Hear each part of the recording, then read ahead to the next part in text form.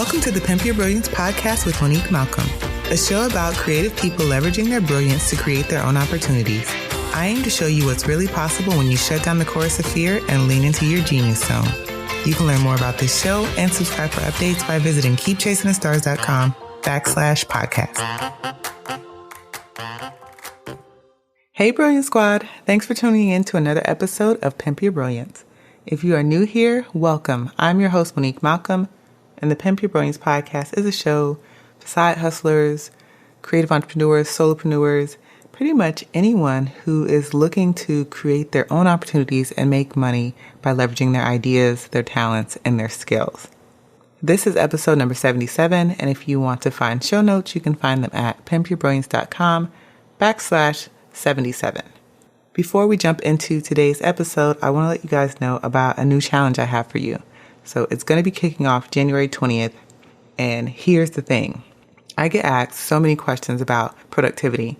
How do I become more productive? What are your favorite productivity hacks? I can teach you all the hacks in the world, but one thing that I have realized is that if you want to feel productive, you have to produce something when you sit down to work. And the problem that I have found most creative entrepreneurs run into is not knowing what they should be working on and when they should be working on it. They sit down to do work, they do all of the things, and after a few hours, they have nothing to show for it. And that makes you feel like you're not being productive in the times that you have allotted for your work. This is why you need to implement a project management system in your business, even if you are a solo business. That doesn't matter. And I'm going to show you how to do that in the Pimp Your Productivity Challenge. Over the course of 5 days, I'm going to be helping you get a handle on the various tasks your business requires to function, get your processes locked down, and get your system up and running. So again, this challenge kicks off January 20th. If you are listening to this, the challenge will be evergreen. So if you're listening to this like months after this show airs, it'll be evergreen. But for those of you who want to register, you can do that by visiting pimpyourbrilliance.com/productive. And I hope you sign up because I have been thinking and dreaming of this challenge for months, and I finally have gotten it together and I've worked on the material. And honestly, I'm like, I would totally take this challenge if I didn't already know these things. So I hope you sign up. Okay, so are you feeling those New Year, New Me vibes yet? At the time that you are hearing this recording, it will be January 1st. And even though I took a holiday break and I've been away for about a month and a half, I really, really wanted to make sure that I had an episode ready for you the first of the year, and particularly about having the best year ever. That's really the topic of today's episode, is how to have your best year ever. And I know the beginning of the year, a lot of us are feeling those New Year, New Me vibes.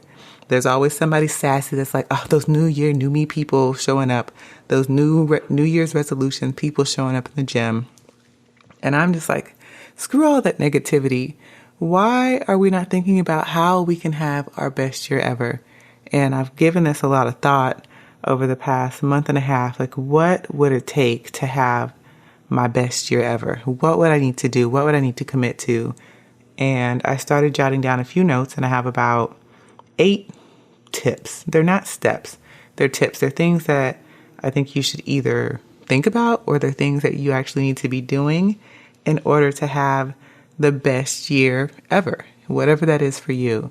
And as we go into 2020, a brand new decade, I am really thinking a lot about what I'm going to do to make sure that I am living up to my own expectations this year, what I want to work on, what projects I want to see come forward, like all of these things. And so I want to give you guys a few gems, some things to think about, some things to implement in your businesses, in your creative lives, to help you have the best year ever. Because I want you to come back a year from now and tweet me or send me a message on Instagram and be like, you were right. I totally did those things and I had the best year ever. So let's get into it. So my first thing, the very first thing I think you need to do, and the very first thing that I am doing to make sure I have the best year ever, is defining it. Asking myself the question, what does a best year look like to me? And this goes beyond just achieving certain goals. It's a reflection of your overall quality of life during the year. So how does that look? How does this year look for you? How do you feel? What are you spending your time on? How are you growing personally? I think that's a really important thing to think about is growth. I think in order to have a best year, a best anything, there has to be a level of growth. So how are you growing personally? Who are you connecting with? So are you networking your butt off? Are you meeting new people? Are you going new places? And on the same token, people talk a lot about purpose and impact. And I personally believe that in order to fully operate in your purpose, you have to be in service of others. So what kind of impact did you make? If you were reflecting back on this best year ever that you just completed, what was the impact that you made this year? And I want to be clear, there's not just one way to measure a best year. But the beautiful thing is you get to determine your own parameters and your checkpoints. And the operative word there is get to. You get to. You don't have to. You don't need to. You are fortunate enough to get to determine the parameters. And so I feel like that's really, really empowering, knowing that at the onset of this, before the year really ramps up, you get to determine what it is that you want to do and how you want to show up and in what ways. And those are the measuring sticks for you. So that's number one, defining it. My second thing is setting your goals. And you guys, if you've listened to this show for a while, you should know that I am not going to skip over the goal setting piece because I am a big fan of setting goals. And they don't always have to be big jumbo goals that are going to make you $1 million in a year. But you do need to have some goals. You do need to know what you are aiming towards. So what goals do you want to achieve during your best year? What things, if you focused and worked really hard, would make you feel like you were living your best year? And be honest and get clear about, get quiet and figure out what those things are for you. Maybe pick a few areas of your life that you really want to zoom in on and improve. Your health, your finances, your business, family. It can be spiritual, personal development. And then set your goals around those things. Once you've done that, make sure you write down your goals because statistics and studies have shown time and time again that you are more likely to achieve your goals if you've actually written them down somewhere. They don't just live in your mind. And then once you have them written down or even type them up somewhere, print them out, stick them on your mirror, make them a screensaver on your phone, put them on the wall of your office, do whatever you need to do, stick them on your computer. But make sure you keep those goals front and center. You want to make sure that you are staying focused on what it is that you're actually trying to achieve. And I usually get the question, well, how many goals is too many goals? I don't know. I cannot say definitively for you how many goals is too many goals because I don't know your resources, your level of ambition. There's so many things that go into that. But a rule of thumb, and this is what I created the Visionary Journal around, to track 12 goals in a year. So I think of the different areas of your life as focus areas, pick 6 focus areas, and then up to 2 goals in each of those buckets. And you can work on those throughout the year. And you don't have to set them all right now. You can have a few goals to start, and as the year evolves, maybe there's things that have come up that you weren't considering at the beginning of the year, but you're considering it then. So you feel free to add on to it. Or if something doesn't feel right, feel free to take it off. There's flexibility here. It doesn't just have to be one way. But I do want to encourage you to set some goals, have something that you're aiming towards. And once you have your goals set, of course, you need a plan. So that's my third thing. Create a plan. Bonus points if the foundations of this plan are based on habits, because I feel like sometimes with our goals, we get off track because we just don't maintain the momentum and the motivation because it wanes over time. But if your goals are largely based around habits, things that you do automatically, then you are more likely to achieve it. But here's the thing. If your goal is the destination, then your plan is what you need to get there. And that's how you need to think about your plan. So I like to think about our goals being, let's say, a specific place. So let's say you want to go to Iceland. Awesome. It's a beautiful country and a lot of fun. So if your goal is to go to Iceland, that's your destination. You need to create a plan. How are you going to get to Iceland? If you are stateside, then there's probably some kind of a plane trip involved. Maybe you need to get a passport. Maybe you need to buy plane tickets. Maybe you need some travel gear. Maybe you need cold weather gear. Like, there's so many things that go into it. So it's the same thing with creating a plan. Sitting down, thinking about what the goal is and what are all the things that you need to do or that you think you might need to do to make that goal happen. You can do a big brainstorm for this. I love doing mind mapping for these types of things. So in this instance, if we were thinking about a destination, I would put Iceland in the center of my page with a circle around it, and then branching off from Iceland, maybe different categories for things. So I would have a category for travel arrangements and maybe something for activities to do while we're there. I could also have a branch off for travel gear that I need. I don't want legal is not the right word, but passports, requirements for that kind of thing. So just making a plan and writing the plan down and really giving yourself some checkpoints, which rolls into my fourth thing, which is putting a system into place to track your progress.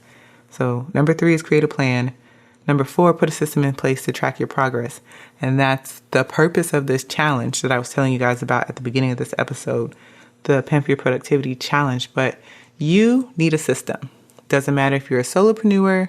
It doesn't matter if it's on paper or digital or a combination of both.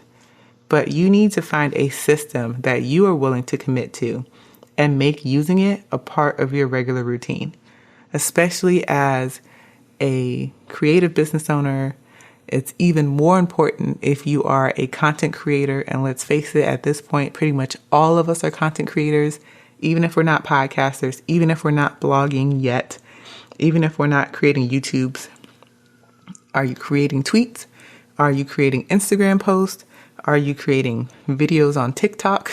Whatever social network you're using. Are you pinning things? If you are doing those types of activities, you are a content creator. You're responsible for putting out content at regular intervals. And so you should have a system in place. And your system should, 1, help you understand big picture all the current projects you have open that are pending or not completed. A system 2 should help you determine what you should be working on day to day, because you should already have that all planned and mapped out, broken down. And then it should tell you when you need to be doing it. If you are a podcaster like myself, of course, I need to put out podcasts at regular intervals. But you know what is not working and what really sucks? Recording podcasts on the day that the podcast is supposed to go live. So my shows are supposed to go live on Wednesdays at 5 a.m. Eastern time. It sucks to be recording a podcast on Wednesday at 8 a.m. Eastern time, because not only did I miss the deadline, I am now behind. So a good system should be able to help you keep track of where you are in the process of creating whatever content you're creating, whatever projects you're working on, courses, any of those things. And so you really need to think about what kind of a system is going to work best for you. There's lots of options. I would suggest, if you're starting out, to look at Asana. If you want something that's it's not more complicated, but a bit more feature rich and at a lower price overall, ClickUp is a good option. That's what I'm currently using. But I've used Asana for years. It's free. It's a really, really good place to start. And so I would suggest that you look into something like that. There's also other things like Trello, but while I loved some of the functionality of Trello, it was really pretty. The way that you could customize it to like your personality, functionally, it didn't work as well for me. It's a choice and preference thing and really the way that you work. But if you have no clue what I'm talking about, you know nothing about systems, but you're interested in getting something set up and starting that, definitely sign up for my challenge. You will find sign up details at pimpyourbrilliance.com/productive. So that's number 4, putting a system in place to track your progress. And here's the thing about that. When you are tracking your progress, we're talking about not only knowing where you are in the whole map of the project, but like, are you on track? What do you need to do to get back on track? Are you just completely, like, is this project going all the way off the rails? And if you have any type of help that you're bringing in, some type of virtual assistant, an intern, a sister, a cousin, whatever you have, they are able to jump in and help you or figure out where they can help, because all of the things are mapped out in your system. When you're relying on sitting down and working through your to-do list, a lot of times those things on your to-do list are not the most important work that needs to be happening at that given time. So having a system in place really just helps you track your progress, and it ultimately helps you get more things done because you're focused and working on the things that are going to move the needle the most, and not just issues that popped up in the last 24 hours, which is what tends to be on our to-do list. Okay, so moving on to number 5. And this one is a big one. Hold yourself accountable. If you're going to have your best year yet, your best year ever, you really have to hold yourself accountable. And so after you have put your system in place, you need to, one, not only use it, but establish some type of routine that makes you sit down and review where you're at. And then you need to be honest with yourself about why certain things are not getting done if they're not getting done. You need to celebrate yourself if you are moving right along according to schedule and doing an amazing job. Pat yourself on the back. Buy yourself your favorite drink. Have a cupcake. Do an extra workout if that's your thing. Whatever it is, to reward yourself. But I think just holding yourself accountable and really understanding that for personal projects, for our business projects, for our personal goals, there's nobody looking over our shoulders keeping us accountable. When you're in school, when you work a corporate job or like a 9 to 5 job where you have a manager or a boss, somebody to report to, there's somebody always looking over your shoulder trying to make sure, like, did you do the thing that we told you to do? But when it's just on you, when there are things that you want to achieve personally, when they are related to your business and you're the boss, there is no one checking up to see if you did that thing. So one, you have to hold yourself accountable, and a really good way to do that is to have your system, because you can check and see, are you doing the things that you said you're going to do? Another thing that you can try is to find an accountability buddy. And I have found a lot of success with that. I've shared my accountability buddies with you guys. Siobhan of Be Free Project, she's been on the show several times. She's one of my accountability buddies. Krista David, she's also been on the show several times. She's one of my accountability buddies. Miss Amber Wright, she's been on here several times as well. They all keep me accountable. And you can work with your accountability buddies in various ways. You can have regular meetings once a month, twice a month, weekly, however you want to set it up. You can check in via text message. You can check in via apps like Voxer, which is like a walkie-talkie app, or even Marco Polo, which is like a video chat app. There's so many ways that you can work with an accountability buddy. Right now, I am working with Alicia Nicole of Living Over Existing. We are both writing books, and so she's my book accountability buddy. And we meet weekly, and it's really simple. Like, to set up your meeting parameters, we meet weekly and we try to focus on 2 things. One, what did we do in the last week towards our books? And then also, we're also working on building our platforms individually. So increasing our visibility and our reach. So that's another big thing. It's like, what did you do to move that forward? And it's as simple as that. And we meet every week. It's a lot of fun. I get to see her cute little baby girl because we meet on video. And that's one of the ways that I'm holding myself accountable to getting this book that I am writing written. So definitely figure out how to hold yourself accountable. And if you feel like you don't trust yourself to just do it yourself, bring in some reinforcements. I think it's a great thing to have someone else call you up and say, did you do that thing? And if you say no, like they call you out and say, well, you said you were going to do it. What's the problem? So definitely figure out how you can add more accountability into your life. Number 6, this is one that I thought a lot about, but I think that it works. Work with your natural tendencies. Stop trying to fit the square pegs of your life into the round holes of someone else's systems. And here's what I mean by that. I know that whenever I am trying something new or trying to understand something, it's very helpful to see how someone else does something. So I'm going to use the example of meal prepping. It's really helpful to read blog posts and listen to podcasts and watch YouTube videos about how other people are meal prepping and getting a sense of what are they using, what are some of the shortcuts they're doing, what kind of tools are they using to make this food in bulk. But ultimately, you have to figure out what works best for you and what works with your natural tendencies. So taking whatever it is that they're doing and making it fit for your life. So using the example of meal prepping and meal planning, one thing that I know about myself, I don't mind meal planning breakfast, and I'll essentially eat the same breakfast every single morning. And I can meal prep a breakfast and I'll eat it and it'll be fine.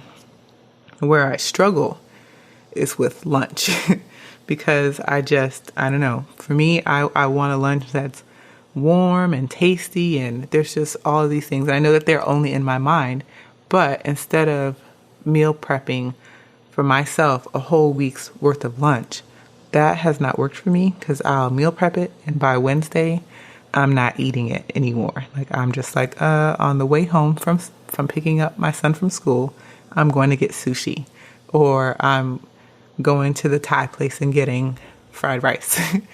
But I don't want to do that because I have goals. So what I'm doing instead is working towards my natural tendencies. So I know I'm not going to eat the same lunch all week long.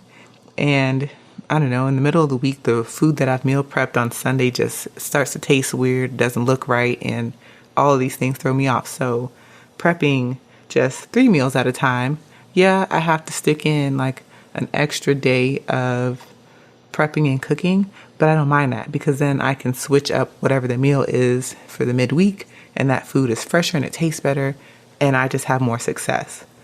So work with your natural tendencies.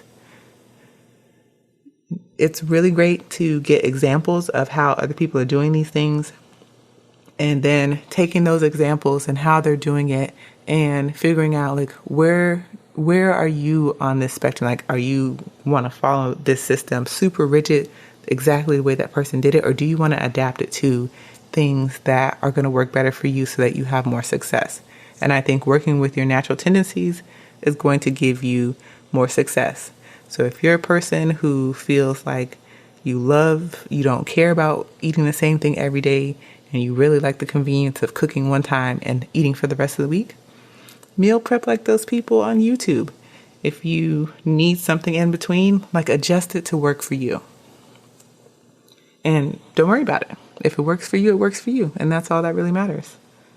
Number 7, and I think this one is really key for creative entrepreneurs, especially if you are new and your budget is tighter, make smart investments in yourself. Specifically, stop acquiring knowledge and start applying it. So no more buying courses and ebooks and memberships and whatever's for sale if you're not planning to implement that information in the next 90 days. I want that to be the cutoff. If you're going to plan your year 90 days at a time, then you should have an idea of what you need to learn to reach your goal in the next 90 days.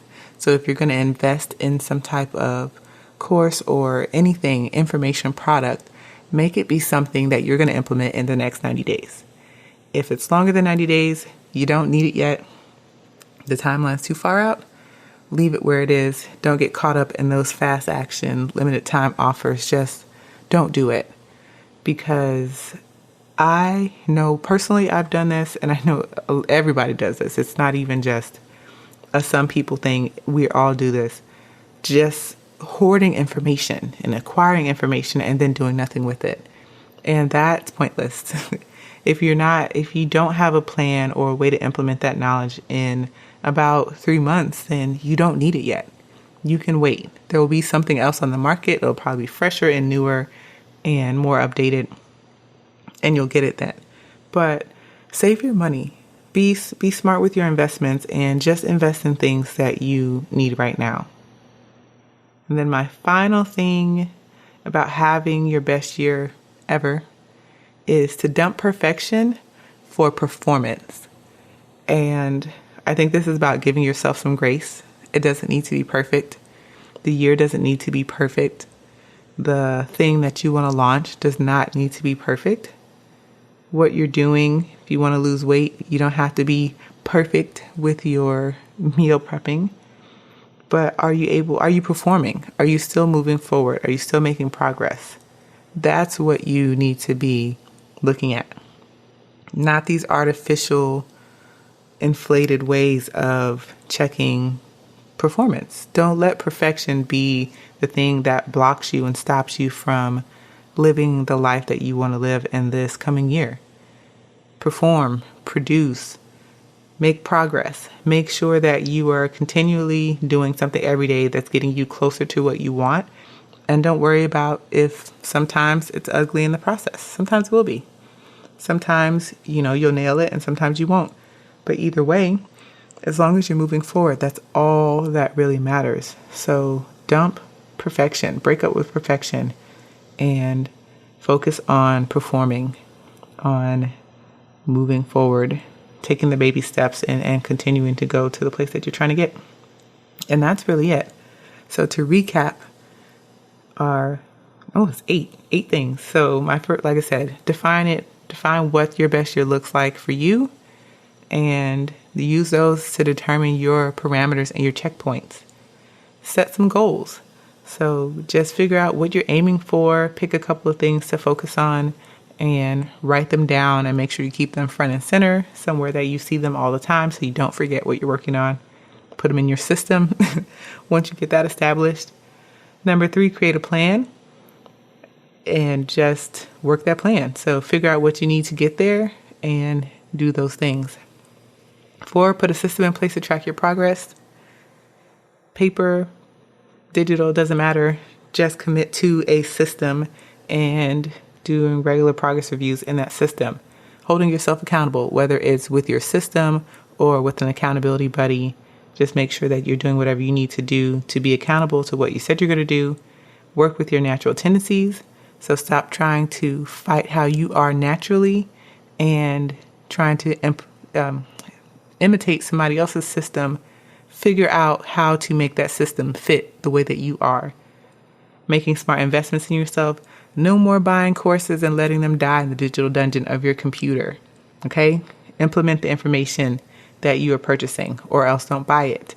And then finally, number 8, dump perfection for performance, because as long as you are moving forward, then that's all that really matters. And that's it. That is how I am planning to have my best year ever in 2020. This is how I want you to start thinking about having your best year ever in 2020.